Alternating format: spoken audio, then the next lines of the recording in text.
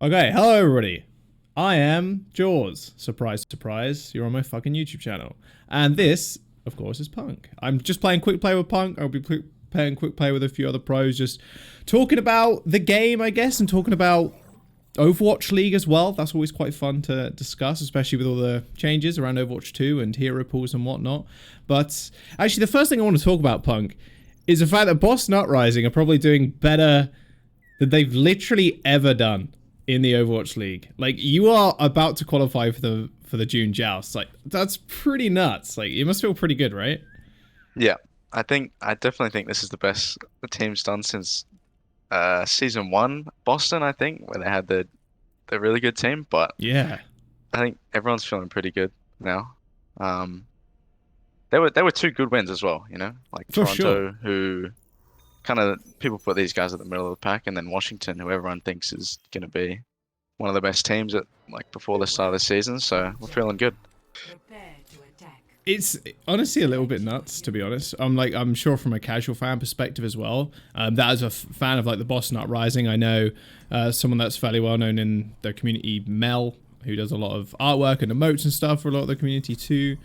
They have been a Boston fan forever, like forever. So it's been cool to see the a gradual evolution, I guess, of the team. It's been pretty cool. How's their team atmosphere and stuff now as well? Obviously, you have a lot more Korean players than you've ever had. Mm. So I can imagine that's a little bit different for you guys, especially since you can field a whole Korean team now. What's the atmosphere like in the team house? Um, it's great. Everyone gets along. Um, I think at the start, everyone, because we got a lot of new rookies and all that, like Yeah.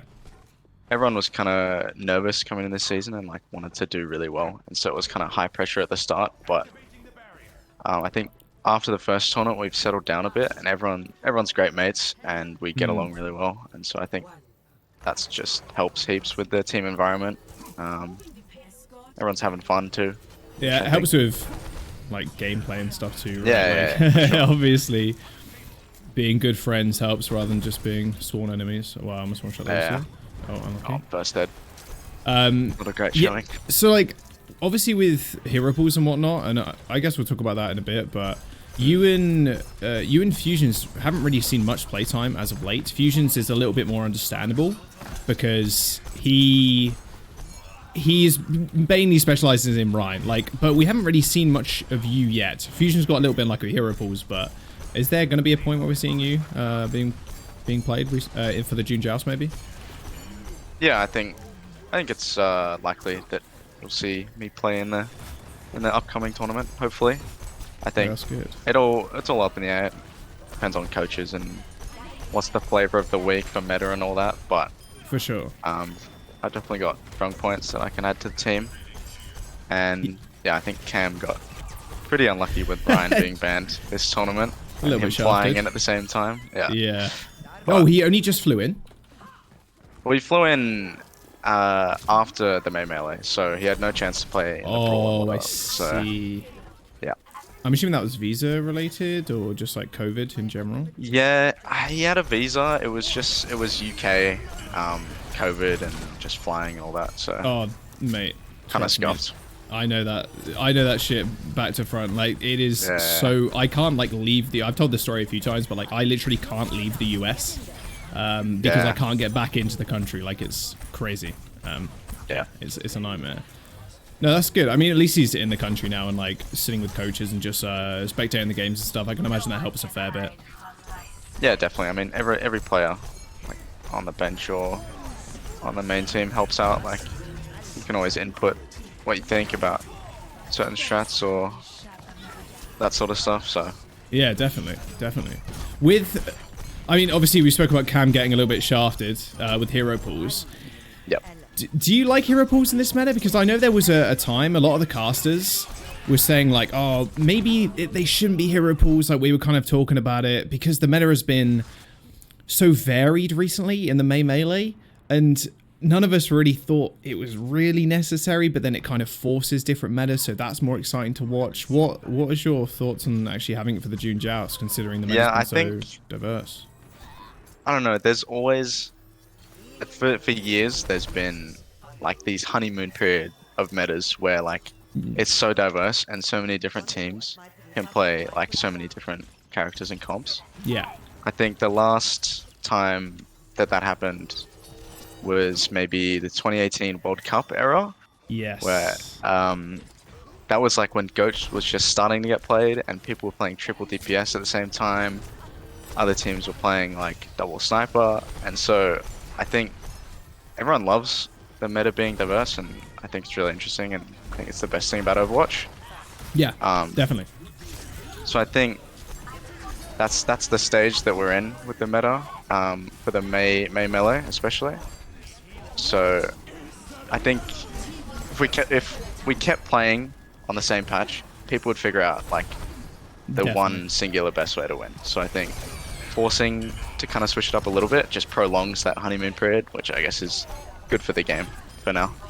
Yeah, good for the game, but I guess I feel like it's maybe not good for the teams in some respects, because you don't know what's going to happen. Then you're almost then relying on scrim data and a lot of variedness, I guess, at the very start. Like, you can look at Dallas Fuel, the way they were playing was just out of this world. Like, everyone's just like, oh my god, the Dallas Fuel, like, doing well.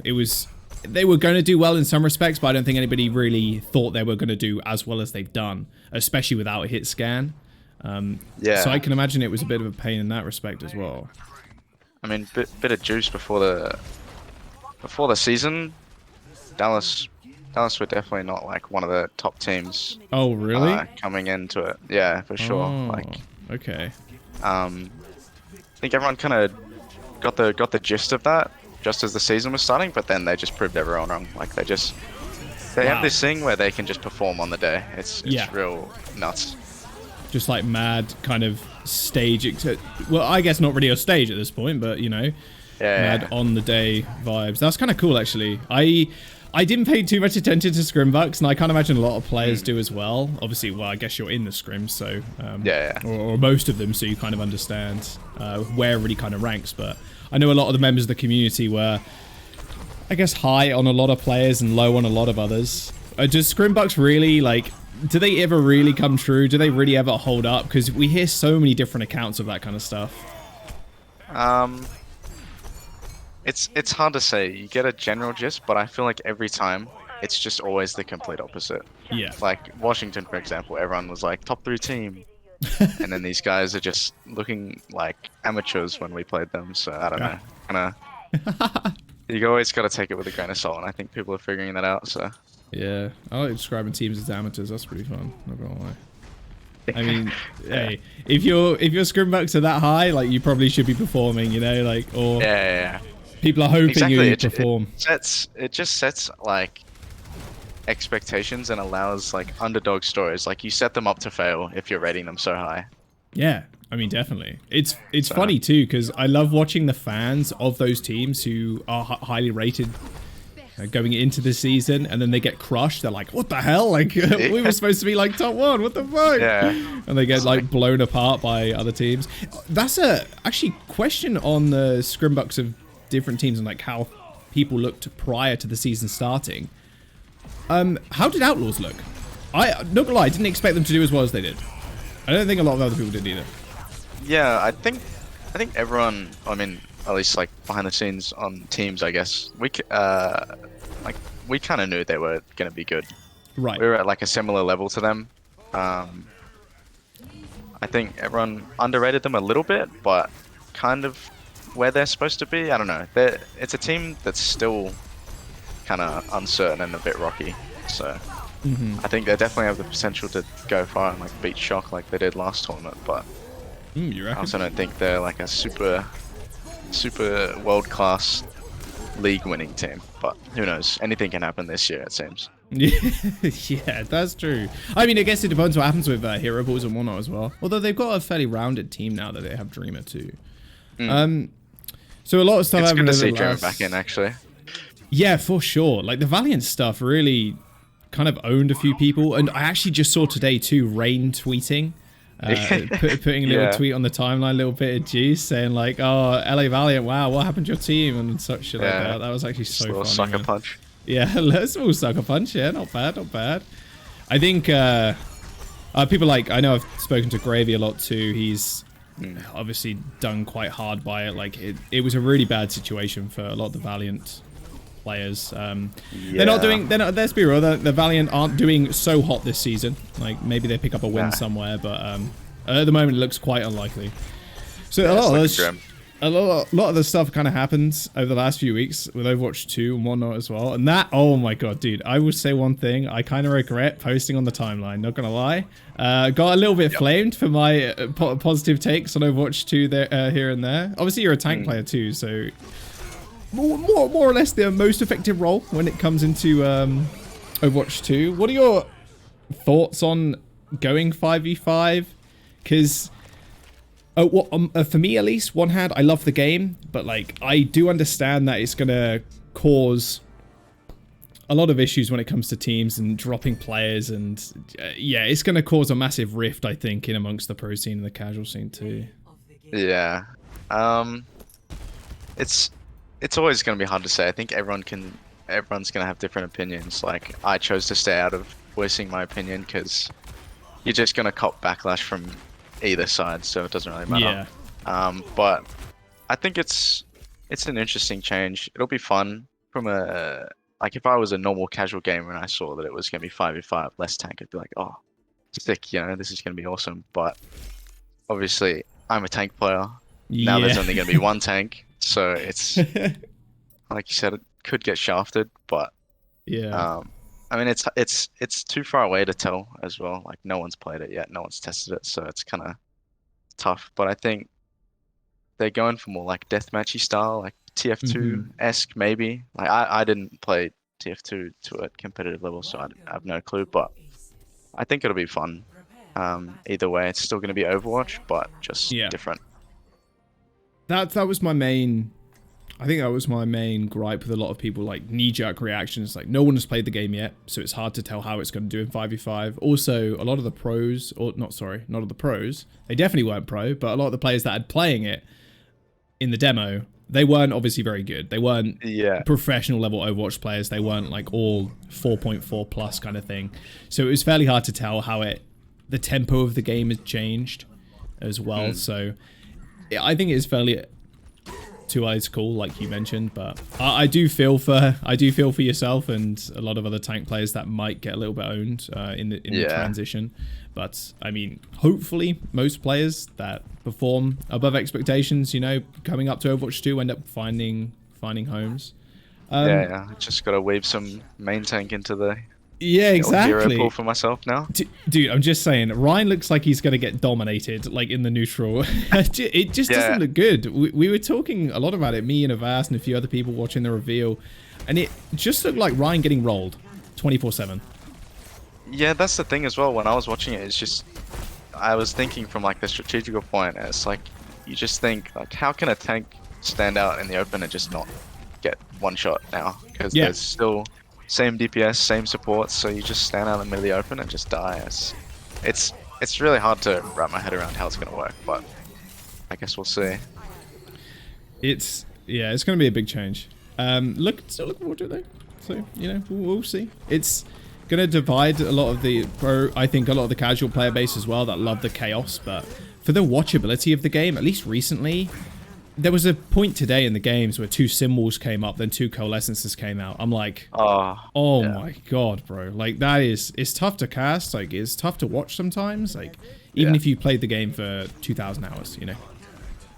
Yeah, well, it's like if I tried to watch like League of Legends or Dota, like, I've never played those types of games. And when I watch something like that, I have no idea what's going on. There's just so many things on the screen, and I can imagine it's like the exact same thing for people who've never seen Overwatch before.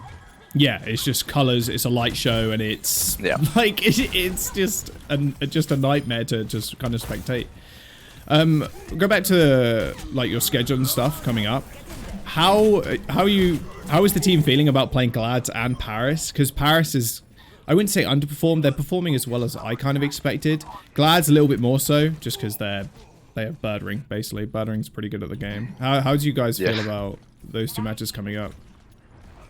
I mean, Paris were looking pretty hot last week. They I think Naga popped off in their series, and so did Elivo. I think they were looking decent. They beat Washington, so did we. So I think we should be looking good against Paris. Like, I think going into it, I'd say we're the favorites. You know, obviously Yeah, we're for very sure. confident we can win that. So hopefully it just goes that way. And then Glads is I don't know. Glads have always had this stigma behind them that they're just like the top team, like the contender again, but they always fall short every single year. Yeah. And so I think this year's no different. So I think they're also a very beatable team. Yeah. Not going to be easy, but still. No, I was about to say, I don't think it'll Yeah. be easy, but it's definitely, they're definitely a team with lots of highs and lows. Like, Yeah, you definitely. saw last year, I think Big Goose and Shaz leaving too was kind of a loss to the team. And then, although towards the end of the season, I don't think Big Goose and Shaz were like actually clapping either, like they kind of used to. Yeah. Yeah, I have high hopes for Boston, man. Like, it's been watching Myungbong play as well. It's just ridiculous. He's just so good at the fucking game. It's crazy. Who would you say Yeah. is actually like the most cracked on your team? The most cracked? Yeah, Ooh, just wait. is don't it someone know. you can check people around. Like Everyone's got the cracked potential, you know. They got the Sure. skill ceiling. It's like anyone can pop off. Like we got Jin, I'm 37, who can just kill anyone and everybody on McCree or like Ash or Widow. Same with Valentine. He's got Echo and Genji. He just kills everyone sometimes, or like half the time. And then Myungbong, obviously, he hits like a match mode and just Yeah. he commands people like do this, do that, like sleep here, nade that. He does everything. Oh, really? Yeah. Is So- he's more the like shot caller vocal leader in game then? No, not really. Just like his own personal plays. So like, I'm gonna set up a nade here, guys. Like Oh, everyone okay. going on it at the same time. So Right. just like big, you know, plays that are gonna win us the game. So I think everyone can pop off at certain points. Yeah. But those are the three that are definitely like have got the highest highs, I think. Yeah, Myungbong for sure. Valentine, I was very excited about when he came to the when he came in. His trace though looked a little bit weak a couple of weeks ago. Obviously, it's not in the men now, so it's not too much of an issue. But that was Yeah. his weak spot for sure. For at least when we were all kind of looking at him. Is there Yeah. is there a certain calling structure for you guys when you and Fusions are playing, or when you're just in, for example? Is it all English? Is it mostly English? Like how does that work exactly? So when all the Koreans in, obviously they speak Korean. Yeah. I think that's just what's to be expected. But they all know Overwatch English pretty well. Sure. And they seem like if I get put in, for example, they still speak in Korean to each other most of the time, just because that's easy and what's natural for them. But you know, pre-fight, if we're gonna make a plan, obviously it's spoken in English, so I can get it and everyone's on the same page. But Yeah. you know, I've come to learn a lot of Korean phrases and Korean Overwatch words. Oh, so, cool. Okay. So I can understand sort of what's going on even from that. Yeah, I can imagine that definitely helps. And you probably pick up a lot of the slang as well, I'm sure. Like, Yeah, probably a lot. definitely. I think every All kind the of slang, Overwatch all the player, all the swear horrid words and whatnot. insults. Yeah, exactly. That is kind of funny. So when there is one question I want to ask, like, and this is to do with your, I guess, opponents in the next few weeks, in like 3 or 4 weeks, but you're playing Titans and London are coming up as well at some point soon. Ooh. Who's actually going to get their first win, Titans or London? Because a hotly debated topic right now, at least between me and when I'm talking on our stream. Yeah. Oh man, they're both looking pretty grim. Not gonna lie. Yeah. I think Titans played today against I think they played Atlanta or something. I'm not sure, but they played today and they just looked defeated. They looked like us last year Right. at a certain point, just like everyone's totally defeated and like I feel like at that point, change has got to come from somewhere. Yeah, But for sure. I think London should get it, maybe. But I don't know. It's hard to say.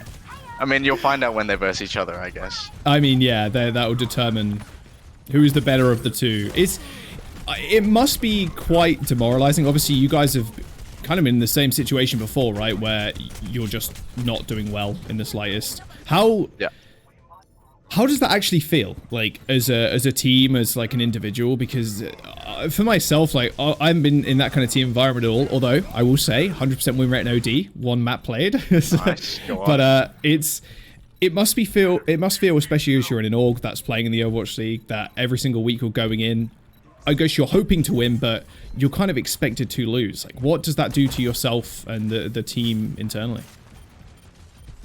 Obviously, it's hard. I think it was worse for Boston before I got there. Because I got there like towards the end of the year, and first week I got there, I gave a lift to the team and in motivation, I guess, and we ended up winning.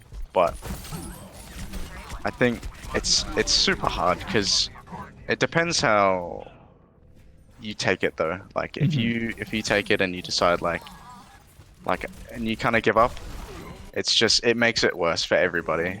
So I think that's one of the things that drove me up the wall last year. Is we had some issues where people just weren't hungry to win anymore, even after performing so poorly. It was just like, at that point, it's helpless, and so it was really tough. And I think at that point, yeah, like I said about Titans, like change is kind of just needed. Yeah, you just kind of need that. You need that complete reset of mental too, right? Well, I'm glad you guys are doing well now. I think it's mostly mental. Mostly mental, yeah. Yeah, like it's just about wanting to win and like getting that hunger back that you guys can win. Because even last year, like when I came, we were at a low point, but we beat Glads. Then we went on to go to map 5 against Paris the next 2 weeks. But after that point, people kind of dropped off again, and then it clearly showed. So I think a lot of it's mental. How do you go about recovering from those kind of situations? Because if you're in such a rut, like in a team environment, like you mentioned, it is pretty damn hard. But it's a very, very open question, I know, and I guess it is kind of hard to answer. But how would you even start doing that, like in a team environment? You just gotta address it head on. Like, you gotta be like, guys, we're not great, we're not good. You know, we need to like put our heads down and focus and like really just go for it and send it and give it all we've got. And then, you know, after that, if you still lose and like everyone's really trying hard and trying their best, then it's like, okay, just might not have the right players or whatever, but sure. And then you can feel, you know, satisfied that at least you did everything that you could, but you just gotta really persevere, which is the hardest thing to do and easier said than done in those situations. But that's the only thing you can it's do, very easy for someone to say, hey, you know what, you know, Boston just needs to get their heads in the game, like they need to go again, you know, treat every match like it's a brand new season kind of thing. Come on, London, let's get our first win this week, guys. It's exactly just, it's so hard. Yeah, I do feel for a lot of the London boys too, because I've met a few of them. Like, I talked to them a lot when I was in the Contenders kind of thing. I met Molfig in person in Korea when he was in Gauntlet, and that's when he was on kind of the top of the world in like tier 2, and he was on HSL, although they got kind of boomed at Gauntlet in 2019. But it does feel pretty bad, even like looking at the team from an outsider's perspective. It'd be tough for those guys, because they were winning everything. They won every Contenders for like a whole year. And then just went all downhill this year. Yeah, it's just a different beast, like in the Overwatch League, man. It's absolutely mental. If there's with the Overwatch League kind of changing to this tournament format, is that something you prefer as well? Because there are a whole lot less games. Like, I'm looking at my schedule personally, I'm like, damn, I didn't cast that much this season at all. Like, but that's just with everybody. It's not just me personally. And looking at last year, with COVID happening and then it turning into a tournament structure, but if it was kept at the original structure where it was like regular season, there was just a ton of games, there wasn't there was a lot of games and series you're like, okay, whatever, go again. Like, we can just go again next week. But this season, there's so much more pressure on you getting just individual wins because you only play 16 games in the season.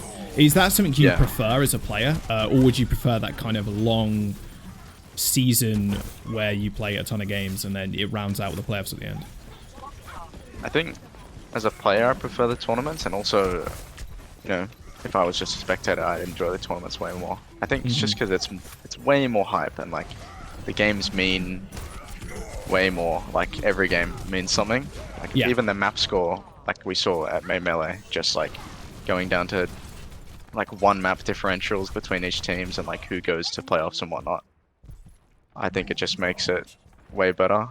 Because sometimes if you just play so many games and you know they don't mean that much, you can kind of, it's just not as exciting for anybody. Yeah. So it definitely felt like a it's write-off. a lot tougher. Yeah. It's a lot tougher because you know you're out of the tournament, then there goes a quarter of your season, so way more pressure. But I think it's better and more exciting. Yeah, for a spectator's perspective, like you said, it's a lot better. Like, it's a lot better because a lot of the games, especially the APAC games, which a lot of the NA viewers can't really view, or not at a decent time anyway, unless you're catching the encore, which is definitely something I do if I'm not casting that season, or not casting that week. But yeah, if I was a spectator and had to go through those APAC games again and watch like 17 of them, you know, and half of them meaning a little bit, but not like a crazy amount, it can get quite daunting, as it were. So yeah, personally, I prefer it. Although I get to cast less, which for me I think is a little bit frustrating because I just want to kind of improve as a caster as you go, you know, getting the reps in, kind of thing. Who would you say is the dark horse this season as well, with a lot of the teams in the Overwatch League having a lot of big changes to their rosters? I think there's a couple. Like I think Outlaws definitely still kind of considered maybe a dark horse. I think us probably the main dark horse because we're kind of that middle team, but I definitely think we can get way better. So I think we're, you know, coming off 2 games, bit of a hot streak. I think we can go far in this June Joust. I think Atlanta as well.